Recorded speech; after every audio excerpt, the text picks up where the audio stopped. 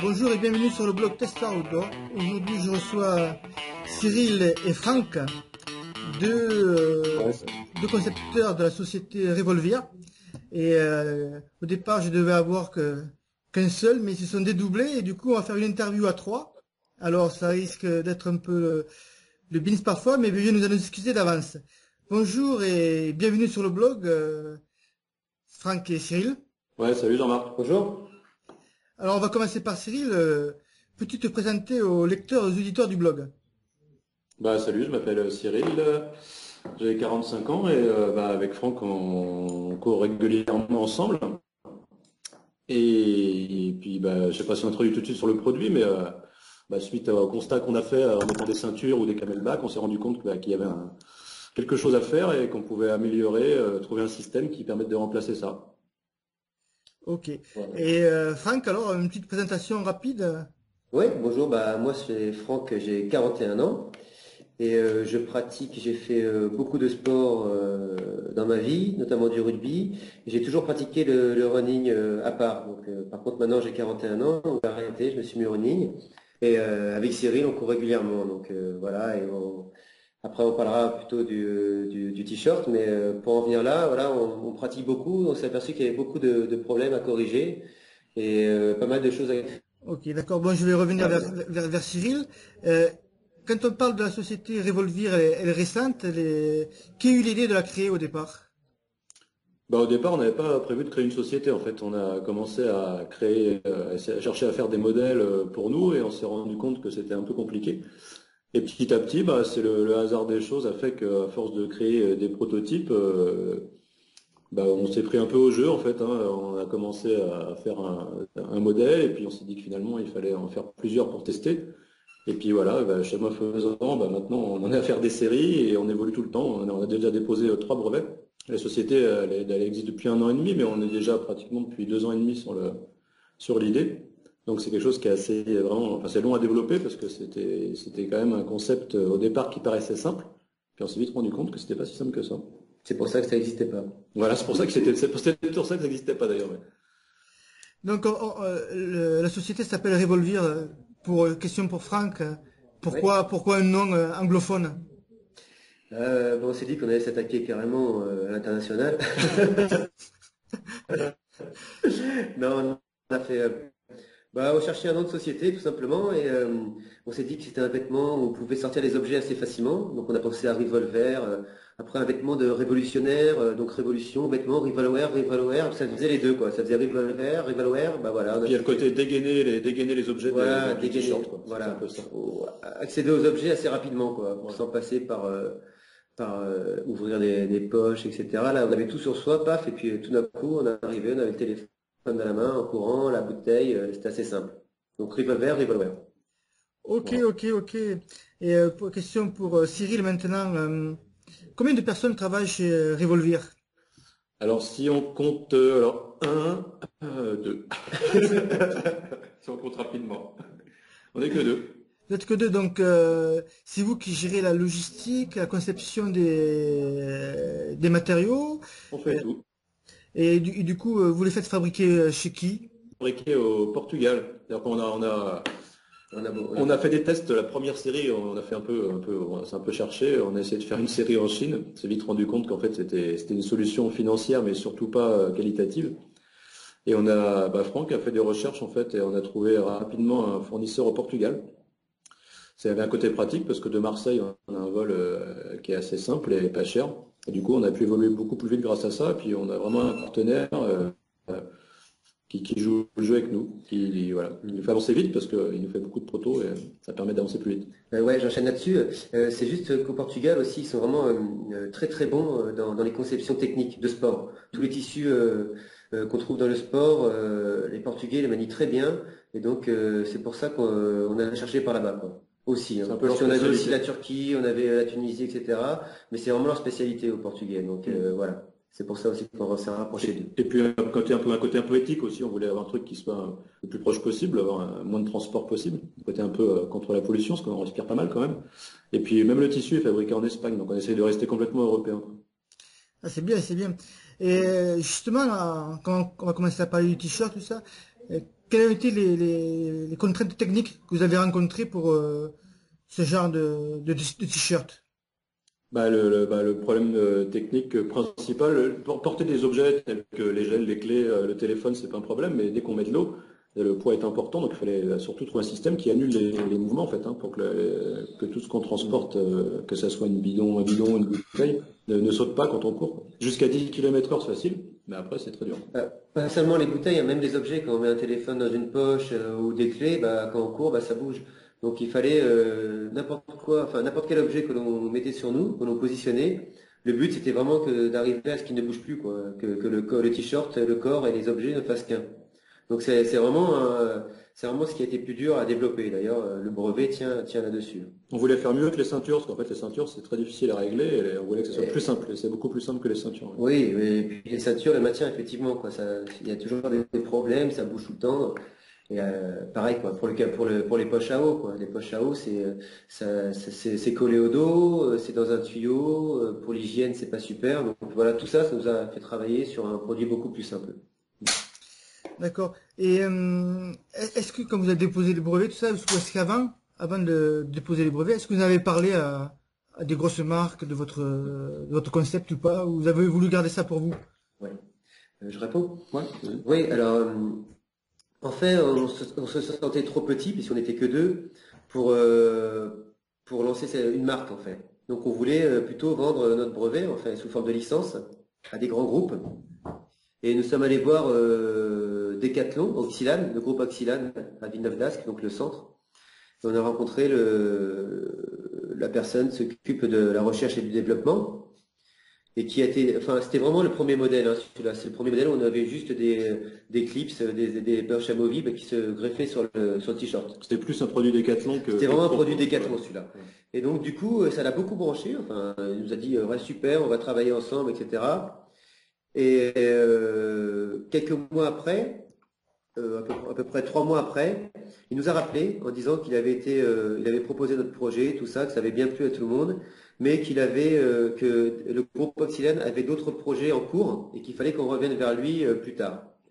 Donc j'avais lu beaucoup d'articles sur le groupe Oxylane et notamment Decathlon en disant qu'il fallait faire très attention parce qu'ils ils prennent les brevets et il y a beaucoup de brevets, ils ont eu beaucoup de problèmes comme ça en prenant les brevets des personnes. Et on a pensé à ça, on s'est dit, ça se trouve, ils vont nous prendre les brevets, on va pas aller les revoir et on va déjà faire nos preuves nous et voir s'il y a d'autres marques qui seront intéressées. Voilà, on a changé de stratégie. Oui, puis on est allé sur un produit plus technique, qui les intéresse sûrement aujourd'hui et plus des gens un peu plus pointus. Après, voilà, il fallait répondre à ça, il fallait trouver un produit vraiment qui réponde aux spécialistes du running et non pas aux gens qui achètent chez Decathlon. Bien que chez Decathlon, il y a aussi des produits très bien, mais bon, il fallait vraiment quelque chose de standing, quoi. Partir du haut pour... voilà. Donc voilà, on a retravaillé tout ça. D'accord. Et du coup, comment se sont déroulés les tests sur le terrain? Vous avez fait que tous les deux ou vous avez proposé déjà les t-shirts à vos amis et collègues coureurs? Oui. Alors non seulement on a fait tester à pas mal de gens, on est allé voir des magasins comme Endurance Shop, on leur a envoyé des t-shirts, ils ont testé et grâce à eux en fait on a progressé parce que les premiers modèles n'étaient pas complètement au point.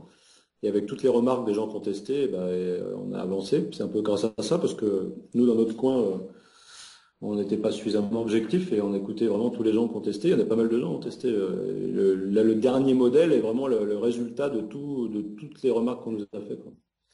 Voilà, et le dernier modèle a été testé par vraiment des coureurs performants, notamment Benoît Z. Voilà, donc c'est quelqu'un qui est connu quand même dans le monde du running, et cette personne a totalement approuvé notre t-shirt, quoi. Donc voilà, à partir de là, on s'est dit bon c'est bon, maintenant on peut lancer la collection et s'attaquer vraiment au gros marché, quoi. D'accord. Et quand vous créez un produit comme ça, là, on va dire de A à Z, hein, quelles sont les différentes étapes pour y arriver? Par quoi on commence? Par où il faut débuter? Par où il faut finir au niveau des modalités, aussi bien administratives que techniques, hein? Oh là, là, il faudrait plus d'une journée pour expliquer tout ça. Mais disons que la difficulté, justement, c'est qu'on avance par tâtonnement parce qu'on n'a pas, nous, un centre de recherche comme Decathlon, un centre de test. Donc c'est vraiment étape par étape, hein. À chaque fois, je sais pas, on peut même plus chiffrer le nombre de prototypes qu'on a fait. Tellement il y en a eu, hein. Donc après, puis après le côté administratif, bah là c'est comme une société normale, hein. On a créé une société parce qu'au bout d'un moment, quand on veut commercialiser ou avancer ou au moins être un peu reconnu, bah, on crée une société et puis il y a des difficultés après de perdre de temps en fait avec tout ça parce qu'on peut pas que faire, on peut pas être que créatif. Après, faut Ouais. être pragmatique. En fait, au début, voilà, on a fait des prototypes en France, à côté de chez nous, à Marseille, à plusieurs fournisseurs. Sachant que un prototype, disons un prototype vraiment très simple, c'était environ entre 250 et 350 euros le prototype.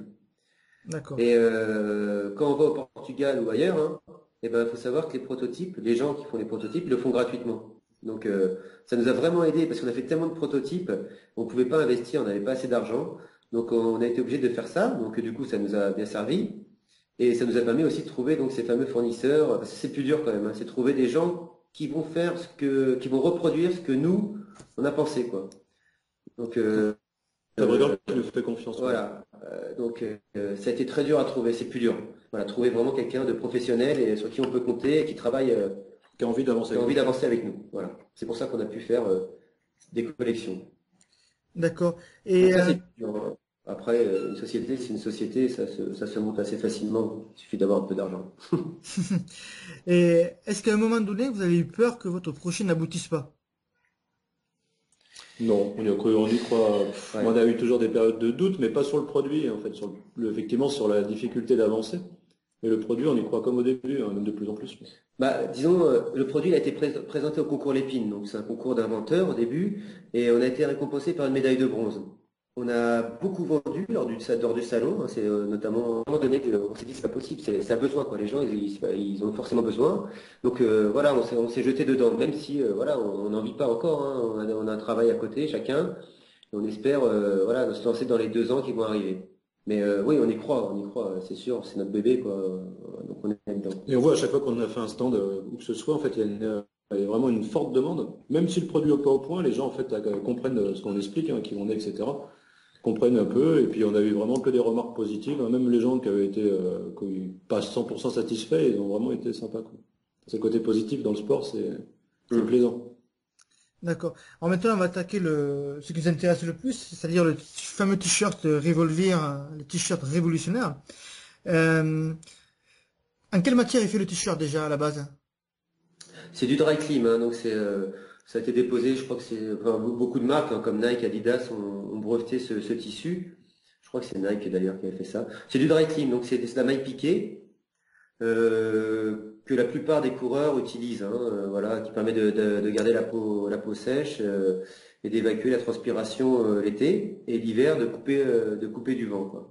Mais après, bien sûr, on peut le faire en n'importe quelle matière, hein. Disons qu'on a pris la matière la, la plus connue, on va dire. Voilà. Après, c'est sûr qu'on peut faire des matières en compression à certains niveaux, la mélanger avec du lycra. Enfin, il y a beaucoup de matières, ça a beaucoup évolué. Mais nous, on est resté vraiment sur de la maille piquée pour Voilà. ce qui correspond le plus. C'est pas là où on apporte quelque chose de ça. Voilà, c'est pas là où on apporte quelque chose. On a pris quelque chose qui marchait bien et qui existait déjà. D'accord. Alors, après, j'ai une petite question, on va dire, pour Cyril. Peux-tu nous expliquer le concept de ce t-shirt? Alors, grosso modo, quels sont les principes du t-shirt?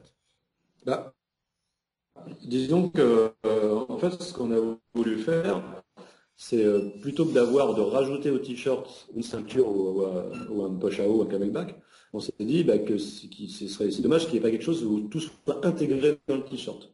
En fait, le principe, c'est que dans le t-shirt, au total sur le modèle, en fait, il y a 6 poches maintenant. Donc, il y a 2 poches avant et 2 poches arrière qui permettent de glisser. Nous, on part du principe qu'on met une bouteille de 33 centilitres, mais ça peut être autre chose, hein. Donc, on peut mettre 2 bouteilles de 33 centilitres à l'avant ou 2 à l'arrière, ou même tu peux mettre les 4, hein.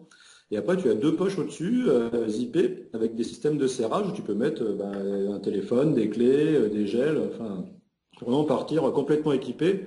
Tu te sens beaucoup plus libre qu'avec une ceinture ou un sac à dos, parce que c'est vraiment intégré au t-shirt. Et puis des systèmes de réglage, donc tu peux vraiment le plaquer au corps, et c'est vraiment super efficace.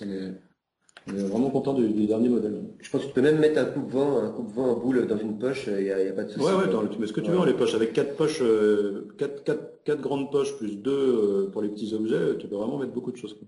C'est-à-dire que, ouais, le principe, c'est on met son t-shirt et après on voit quoi. Si on veut courir qu'avec une bouteille, ben, on court avec une bouteille. On n'a pas besoin de prendre une ceinture avec un double bidon ou un camelback. Si on veut courir avec 2 bouteilles, 3 bouteilles, enfin, tout est possible. Voilà. Donc, pourtant, c'est le même t-shirt. Voilà. Tout simplement, on prend son t-shirt et puis on part. C'est un côté pratique, tu te sens. En plus, ça peut fonctionner bon pour le running, hein, mais aussi bien les gens qui font du VTT, Du du triathlon, trail, du triathlon, c'est vraiment le triathlon peut-être pas parce que. bah, quand ils sortent de l'eau, ça leur fait du vélo et la course, quoi, Oui, voilà. avec le même produit. Et c'est vraiment, tu verras quand tu l'auras en main, une fois qu'on y a goûté, on a du mal à s'en passer. Et petite question, donc comment se passe le serrage alors au niveau pour les bouteilles? Parce que moi j'imagine que ça doit quand même, ça doit peut-être un peu bouger quand même au bout d'un moment, quoi.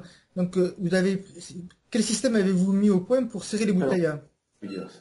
ouais, Ouais, alors on a essayé, alors ça aussi, hein, ça a été très dur à trouver, quoi. On a essayé plusieurs serrages, on s'est inspiré justement des sacs à dos, les serrages qui existaient dans les sacs à dos.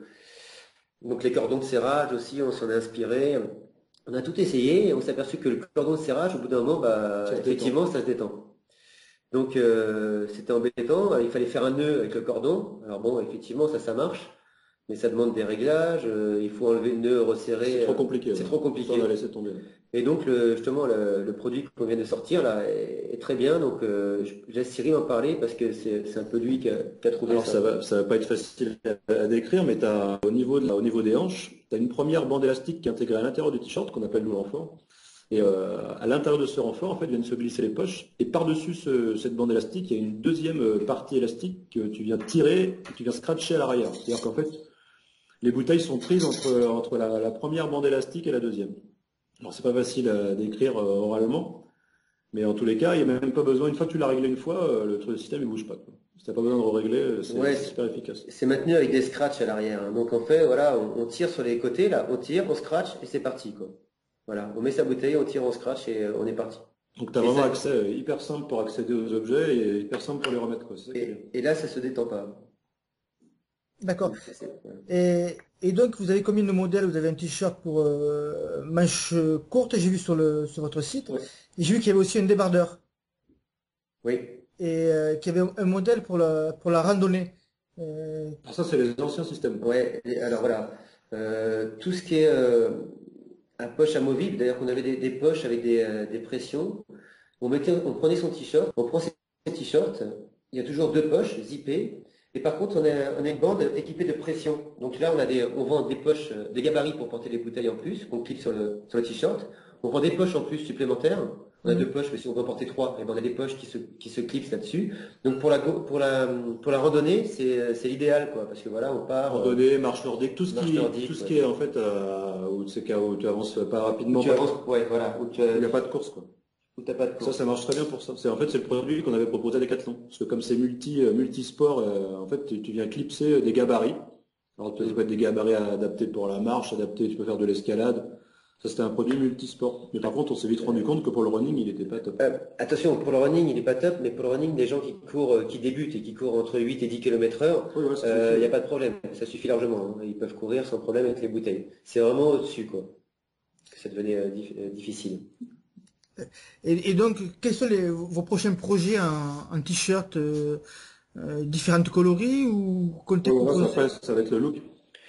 Alors oui, alors il y a différents coloris, effectivement. On va changer le look, on va évoluer là-dessus en prenant des designers, bien que là c'est déjà un t-shirt qui existait déjà. On a pris un modèle qui existait déjà dans le commerce, hein, au niveau de la coupe.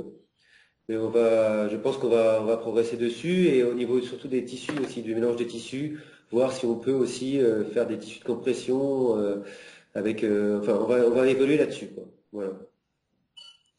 Et, euh, et donc là, je sais que vous allez être un stand au Marathon de Paris. Donc, Ouais. est-ce que c'est la première fois que vous y allez? Comment dire, comment vous appréhendez parce que là, il va vraiment y avoir du monde au salon de l'expo au Marathon de Paris. Ça, c'est l'intérêt, parce qu'on va justement toucher une cible vraiment précise, donc des gens vraiment pointus, donc on aura vraiment un retour comme on peut pas trouver ailleurs en si peu de temps, hein. En 3 jours, on va toucher tellement de personnes vraiment pointues dans la course, hein. Mhm. Donc on aura vraiment toutes les dernières remarques pointues qu'on aurait pu avoir, je pense que c'est là qu'on va les trouver. Puis on va être confronté aux grandes marques. Et Ouais. là, c'est ce qu'on souhaite un peu, c'est être remarqué, être vu. D'accord. Voilà, ça va nous permettre aussi peut-être d'avoir des contacts pour des réseaux de distribution, des distributeurs, pouvoir tester s'il y a des athlètes qui passent, qui sont intéressés. On cherche aussi à faire représenter l'image de Rivalware, donc on cherche aussi des contacts avec des athlètes de course à pied. On cherche plein de choses, en fait, ça va nous apporter plein de choses, autres que la vente, parce que bon, je sais pas si c'est en 3 jours qu'on va amortir le prix du stand, mais disons que ça va nous apporter forcément quoi. On a des contacts aussi avec des magazines de running qui vont être là, donc on va vraiment, on va toucher la cible, voilà. Mm. On va toucher la cible. Et, Et le premier salon, ça fera aussi, juste derrière, on a la foire de Paris, ça sera notre 3e foire de Paris quand même avec le produit. Ouais, on refait le concours Lépine avec ce nouveau modèle cette année. d'accord. Et quand vous dites un stand expo à Paris pour le marathon, ça coûte combien? Ouais, bah, Pour 3 jours, 3 000 euros, c'est 1 000 euros par jour, hein, c'est énorme. Oui, oui, oui, c'est Donc il faut ouais, vendre, c'est il faut normal. vendre. 3 000 euros hors taxe. Ouais. Donc il faut absolument qu'on vende. On pense rentrer dans nos frais, hein, parce que on a un peu l'expérience maintenant de nos t-shirts, on sait que ça marche très bien.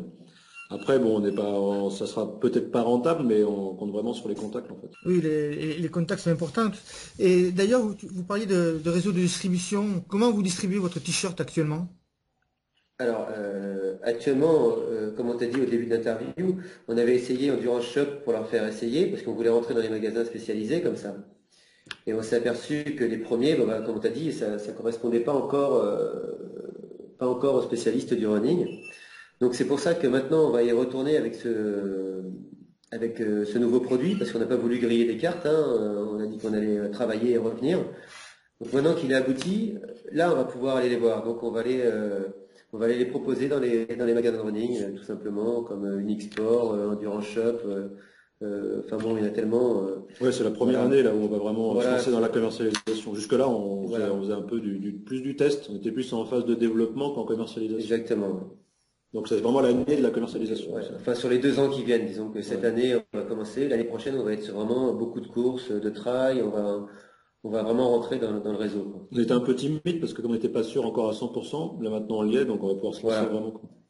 D'accord. Donc vous ambitionnez quand même au niveau de la production, comment ça va marcher parce que il va falloir suivre la cadence peut-être bientôt.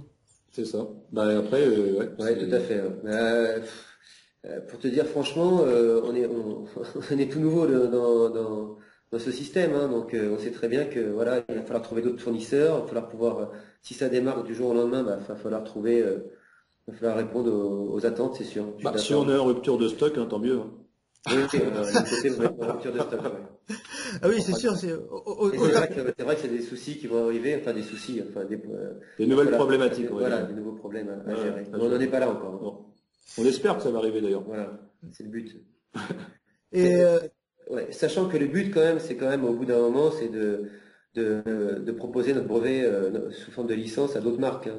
Voilà, parce que bon, On ne croit pas trop à la création d'une nouvelle marque, on s'est renseigné, ouais, c'est très très dur de créer une marque dans le monde du sport, c'est trop fermé. très très dur, hein, effectivement. oui, c'est vrai que les grosses marques Elles prennent tout le marché. prennent tout le marché en principe. Et puis on n'a pas leur budget, quoi. Il faut du marketing, il faut tout ça. Voilà. On est juste voilà de particuliers. On avait un peu d'argent, on a mis dedans, hein. Donc effectivement, ça démarre, tant mieux. Ça va nous permettre de nous attirer d'autres personnes, mais le but vraiment, c'est de passer ça à une grande marque ou à des grandes marques. Parce que développer la marque, c'est trop coûteux, on n'a pas les moyens. Tout à fait, ouais, c'est ça. On n'a vraiment pas les moyens de s'y mettre. C'est-à-dire quand vous parlez de développer la marque, c'est La marque Revolver, c'est une marque. Créer une nouvelle marque sur le marché aujourd'hui, ouais. la Chambre de commerce nous a dit qu'en France, ça fait 10 ans qu'il n'y a pas une nouvelle marque qui s'est créée, et pas que dans le sport, hein, tout domaine confondu. D'accord. C'est tellement coûteux de développer une marque que même les grands groupes s'y mouillent pas, donc c'est pas nous, tout petits, qui allons nous lancer dedans. Ouais, enfin bon, si on avait 1 million d'euros de capital, oui, Peut-être, d'accord.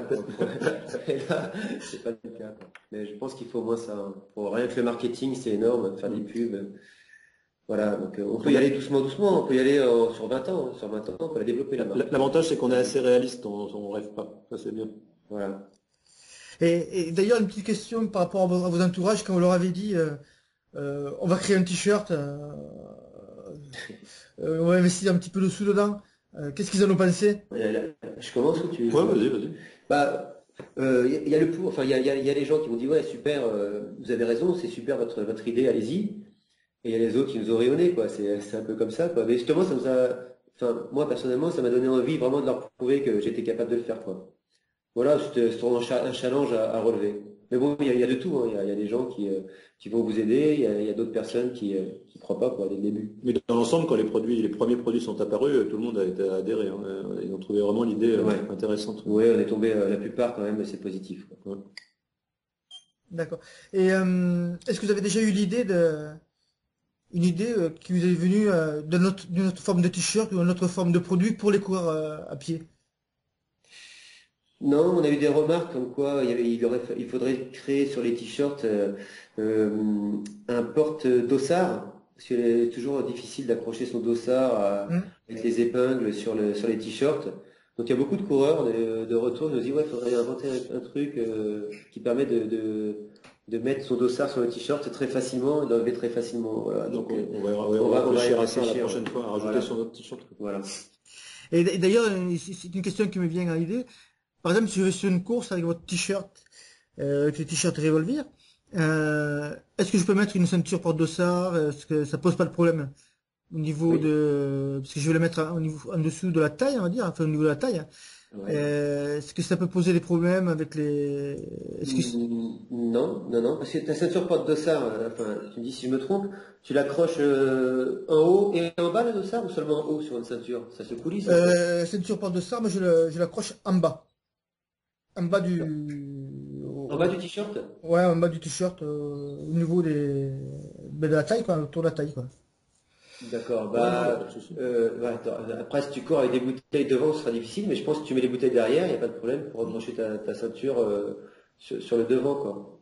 Après, surtout si tu as deux bouteilles devant, je sais pas, je me rends pas compte, voir si tu peux prendre tes bouteilles. Par contre, si tu les mets tes bouteilles derrière, il n'y a pas de souci. D'accord. Et donc, Ça, c'est toi qui nous le diras quand tu essaieras le t-shirt. ah oui, oui, oui, ce sera un test. Vous avez parlé pour le faire pour le triathlon, pour les cyclistes. Donc c'est un produit qui s'adapte aussi pour les cyclistes. On peut l'utiliser en faisant du vélo, que ce soit du VTT Bah, ou du vélo de route, hein. ouais, tout à fait, exactement. Exactement, bah oui, pas de problème, vous avez deux poches à l'arrière, donc vous pouvez mettre une bouteille et puis, je sais pas, peut-être votre chambre à air, je sais pas si elle rentre, ça faudra essayer aussi. Et sur le devant, vous pouvez mettre bah, vos gels, votre téléphone. Ça c'est bien, c'est que le téléphone, vous pouvez le prendre devant, quoi. Vous pouvez avoir votre GPS, votre téléphone dans les poches devant, et pas avoir à le chercher derrière dans les poches du dos, quoi. Ouais. C'est pareil, je crois que tu fais du VTT, eh ben, tu vois, ton test sera basé là-dessus aussi. Parce que nous, on n'est pas des adeptes du vélo, hein. Il y a beaucoup de gens du vélo qui nous ont dit que ouais, c'était super pour le vélo, mais nous, on n'en fait pas On l'a un encore. peu essayé en vélo, mais on n'est pas assez Voilà. extrême pour savoir si c'est Voilà. vraiment On n'a pas trop, voilà, on n'est pas assez extrême. Et petite question, j'avais vu sur votre blog que les poches zippées, elles étaient étanches À la transpiration, ouais. à respiration.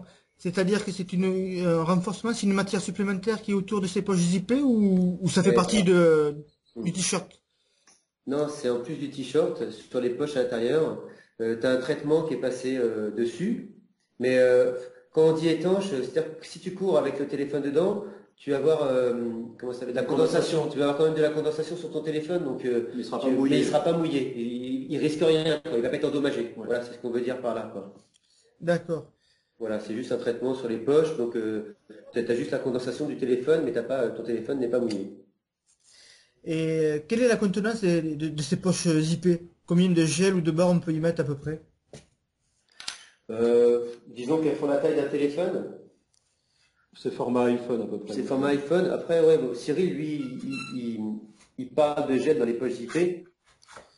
Moi, je les mettrais plus dans les autres poches. Oui, voilà. Voilà. Si tu mets les deux Parce bouteilles que- à l'arrière, tu mets les gels devant et voilà. Ouais, C'est voilà. plus facile à accéder. Parce que moi, je pensais que les poches zippées, c'est plus pour des affaires personnelles, genre des clés qu'il faut pas perdre lors concours ou Les clés de voiture, ou un téléphone, ouais. voilà, ou des papiers à la rigueur. Ouais. Voilà. Mais on peut aussi y mettre des gels, effectivement, mais à chaque fois, il faut ouvrir le zip ou le laisser ouvert. C'est mieux de faire de les mettre dans les poches avec les élastiques. Mais on peut en mettre, on peut mettre, je sais pas, des petites barres de gel sur les poches zippées. On peut en mettre 5-6. Parce que tu peux les laisser Oh. ouvertes. On peut les laisser ouvertes et pas Ouais. les zipper parce que comme il y a un réglage à l'intérieur des poches qui permet de plaquer les objets, tu peux très bien ne pas fermer les. Environ 6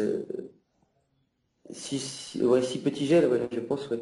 D'accord. Donc Par poche, hein. par poche. Donc ça fait quand même on peut partir en fait sur un trail de 30-40 km entre les gels, les bars Ah ouais, et les tranquille. ravitaillements, on est tranquille en fait. Ah Je ouais. pense, ouais, parce que ouais, en plus les poches, elles sont assez, c'est dans une matière, la matière du t-shirt, c'est une matière un peu élastique, donc c'est assez extensible, hein, donc on peut en loger dessus. Mais j'ai vu que tu avais fait un test avec une ceinture où tu avais rentré un maximum de gel sur ton blog, donc il faudrait essayer de rentrer un maximum de gel dans notre t-shirt, quoi. Ça serait marrant à voir aussi. Mais je ferai le test avec des barres lourdes, des gels lourds. Voilà, exactement. Je vais tout mettre dedans. Et j'avais une petite question. Donc, C'est bon à prendre. tout à l'heure, tu parlais qu'on pouvait mettre derrière dans les poches arrière une veste, parce que bon, c'est quand même important, la veste coupe-vent, c'est souvent un des matériels obligatoires lors d'une compétition en trail. Ouais. Donc, du coup, on peut ranger donc une veste ou un coupe-vent, c'est le matériel qui est obligatoire. En fait, à l'arrière du t-shirt, on est un petit peu comme sur une veste de cyclisme, où c'est que c'est des poches assez larges.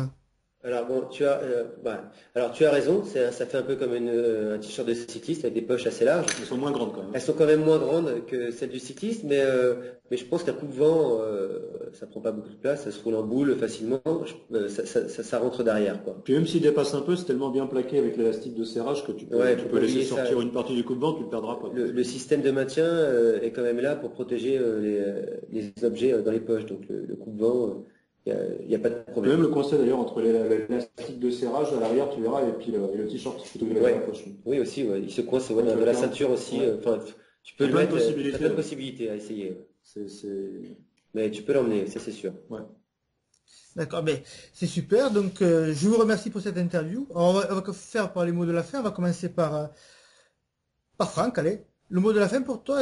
Et ben, comme mot de la fin pour les auditeurs et les lecteurs, déjà, ce serait d'essayer nos produits, de venir même nous rencontrer, nous poser des questions sur notre site internet ou sur notre page Facebook, parce qu'on a aussi une page Facebook. Donc, surtout faire connaître notre produit et si vous avez apprécié l'interview, et ben, pas hésiter à nous contacter. On est là pour partager notre passion. Voilà, et on te remercie, enfin, je te remercie Jean-Marc pour cette interview, c'est très sympa. Et à toi, Franck. Cyril. Cyril. Cyril. Oh là là, je suis perdu entre les deux là. Bah, Ouais, moi dis-moi pourquoi. je dirais un peu pareil. Je dirais qu'en fait, on est ouvert à toutes les remarques, toutes les réflexions. En fait, c'est ce qui nous a fait avancer à chaque fois. Donc, voilà. Le produit parfait, je pense qu'il n'existe pas. Il n'existera jamais. Donc, toute remarque sera la bienvenue. Même les gens qui n'ont pas essayé, hein, s'ils ont des questions, ça nous intéresse toujours. Et après, s'il y a des gens qui sentent que, je sais pas, qui veulent tester ou ont des idées, voilà, on est ouvert. Hein, ils écrivent sur notre site. On est même prêt à faire des efforts un peu sur les tarifs au départ. Hein. Donc, vraiment, voilà, on se prend pas la tête et on a envie d'avancer tranquillement. On se fait plaisir. Voilà. Donc, on peut vous voir, on peut vous contacter sur votre site internet revolver.com et .fr Non, aussi. alors c'est rivalware.net ou Point .net, .fr. .fr, Voilà, d'accord. voilà. Vous n'avez pas acheté le .com.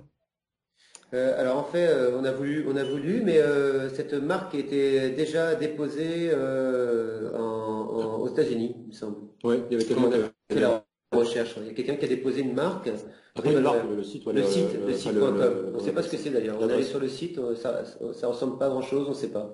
Mais ça va se libérer logiquement bientôt, on va voir. On Voilà, mais surveille. c'est sûr que si on peut le récupérer un jour ou l'autre, on le récupère. Ouais. Et donc, on peut venir vous voir aussi sur votre page Facebook. Oui, exactement. Page Rivalware Facebook. D'accord, ben c'est parfait. Ben je vous remercie pour cette interview et je vous Merci. dis à bientôt. Merci à Super, toi. merci à toi. Super. Ainsi s'achève l'interview. J'espère qu'elle vous a plu. Et si vous décidez de la partager, vous pouvez le faire sur Facebook, Twitter et Google+. Et je vous dis à très vite sur Tester Outdoor.